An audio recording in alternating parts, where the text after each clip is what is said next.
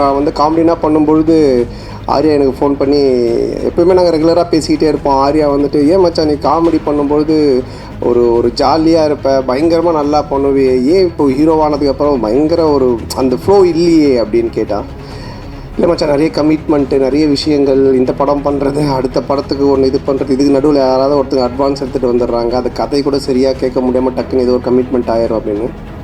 அப்போ ஆர்யா சொன்னது, இந்த படத்தில் நீ ஃபுல்லாக க்ரியேட்டிவிட்டியில் இறங்கி வேலை செய், உன்னோடைய பிரச்சனை எல்லாத்தையும் நான் பார்த்துக்கிறேன், உன்னோடைய ப்ராப்ளம் எல்லாத்தையும் நான் சால்வ் பண்ணுறேன், நீ ஒன்லி வேலை செய்ய வேண்டியது இந்த 1 இயர் இந்த படம் மட்டும்தான் அப்படின்னா, அது எனக்கு ஒரு மிகப்பெரிய ஒரு பலமாக இருந்தது. ஸோ நீங்கள் இந்த படத்தில் மறுபடியும் ஒரு ஒரு என்ன சொல் ஒரு நல்ல ஒரு கதை, திரைக்கதை, காமெடி, என்னுடைய ஆக்டிங், இது எல்லாமே வந்துட்டு நிச்சயமாக உங்களை வந்துட்டு திருப்திப்படுத்தும் நான் நம்புகிறேன்.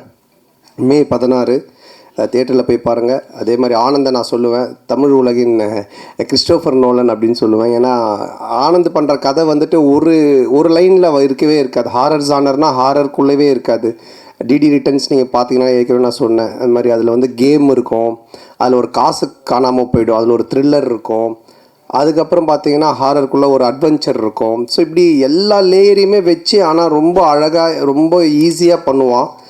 அந்த அளவுக்கு கொஞ்சம் நல்ல நாலேஜ் உள்ள ஒரு ஆள் ஆனந்து. ஸோ அது இந்த படமும் அது மாதிரி தான். இந்த கதையாக சொன்னால் யாருக்குமே புரியாது, என்னாலே புரிஞ்சிக்கவே முடியல. ஆனால் அதை ஒரு ஃப்ளோ பண்ணி ஒரு ஸ்க்ரீன் ப்ளேவாக பண்ணி ஒரு படம் அவுட்புட் காட்டும்போது தான் ரொம்ப நல்லா இருந்துச்சு.